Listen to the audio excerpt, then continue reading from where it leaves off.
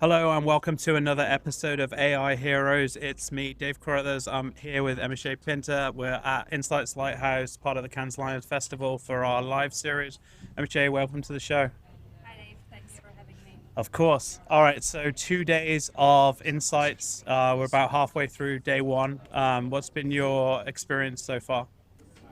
There are really amazing, interesting shows. Sorry. There are a lot of really great presentations, mainly resonating those which are talking about the inside functions and how they change the function or how Yep. they change the different teams, because currently probably we are in front of a big structural change because we have done a lot of reorganization within the inside function. We centralized it 2 years ago, and it has been working pretty well. But then I think new business needs will require a little bit more agile ways of working, which we would need to think through and see how to implement new ways of working. Absolutely. Yeah, no, it's been really great to hear the talk so far and some different kind of thoughts coming out about it, as you say. What does insights look like in the future? Just for a bit of context, obviously you're Asahi. Would love you to maybe just share a little bit about your role. Yeah, sure. Actually, before coming here, I was thinking what I can say or what I can share with you, which what other inside professionals with greater experience haven't shared yet. And I was thinking what my role can be in this. And I'm with Asahi for 4 years, and I'm relatively, let's say, young. Uh, so I'm I don't have 20 years of experience. With Sahi for 4 years, Brendan Consumer started as a specialist and then somehow shifted, not officially, but then officially shifted to more managerial roles. And now I'm supporting our global brands with brand strategies and comms development and innovations. Fantastic. And yeah, so how can I say anything that can be relevant to anyone listening to this as a young inside professional?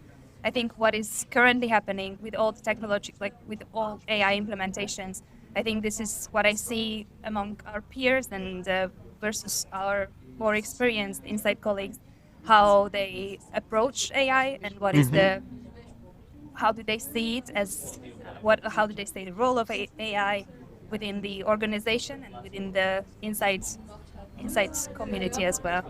Yeah.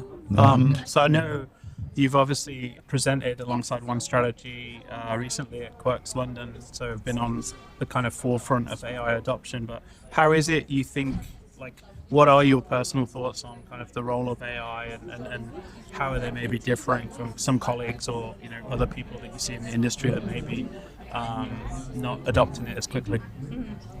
I think also we heard it in some of the presentations today. It's about the democratizing the insights, and not only insights but data in general, and how we can access some things what required a lot of years of experience within one organization or just around the business. And now we can access things much easier, and we don't need to feel this imposter syndrome constantly that, oh, I should know this, but maybe it's already not so cool to ask because you are with the company for a while, but you just basically ask yourself, and internal AI tools can give you answers really quickly, and really just basically you can access whatever Knowledge you need. is there, yeah. Yes. And I think this is what we haven't been talking so much about, because I think it's how we think about AI in general, or maybe in the business where I am in, is that it's something really new. It is still a little bit like the black box. We don't know what is going to, what if the things what we get from it is relevant. It's true basically. But then seeing how or what these models are based on, Yep. I think this can help us understanding how these models can help us really in a meaningful way. And for example, if there is an abbreviation what I had no clue about, checking it, and probably I will get the right answer, at least in my organization, Yeah. helps us working with AI in an everyday day to day. For sure. And I guess thinking about kind of where maybe you think there's an opportunity to, or like where you think people should be more considerate or maybe pause with their use of AI. Is there any particular kind of use cases or applications where you want to kind of see a little bit more kind of thoughtfulness go into them? I think the work with you guys also helped us to show the potential of AI being an inspiration for creativity. Yep.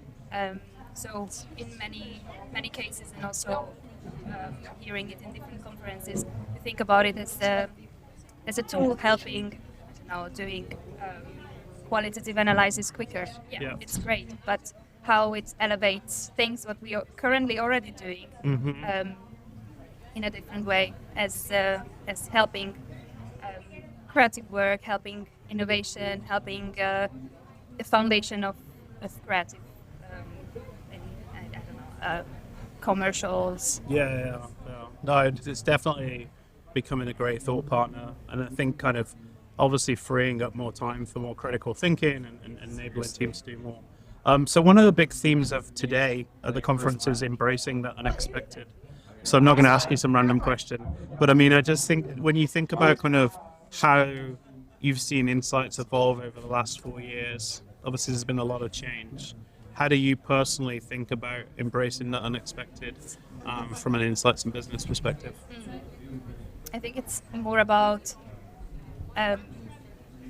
probably asking better questions in probably more frequently, and then how to try to solve different business needs with different tools and not just the way how we used to do it. So being more agile, being more creative in problem solving. This is, I think, what is really important to keep up. But probably this is what we are doing, and this is why we are here, and for sure. in any other conferences. But I think I see this as a main challenge still, to be able to utilize what we have, and then just build on what we already have, and then not to forget things. And I think AI can also be a big help in this, for sure. Not just to collect the data, but to. Well, I think we've, as you say, had such a historical project-by-project approach, and then a lot of that knowledge is either trapped in silos or known by a team, or someone leaves and that leaves the business with them. So I'm really optimistic about, I guess, the future and the way hopefully AI can break down some of those data silos and build more. And then the second theme for tomorrow is going to be all about collaboration, collaborating for a better future. So I'm just curious as to kind of how you see kind of Insights as a function working with the different parts of the business, whether it's product, marketing, brand, and kind of, what your philosophy is on kind of engaging other parts of the business. And a lot of the times you see research be criticized for being too reactive. It's always just dealing with what everyone's asking for, and I think hopefully in this new world we can start to become more proactive as a function, delivering answers to questions people haven't even asked yet. But I'm just curious about your perspective on that. Yeah, I think in Asahi, Insight is quite in the middle. It always has a seat in the table. Fantastic. So I think in that case, Insights in AI can be a help for forward thinking and try to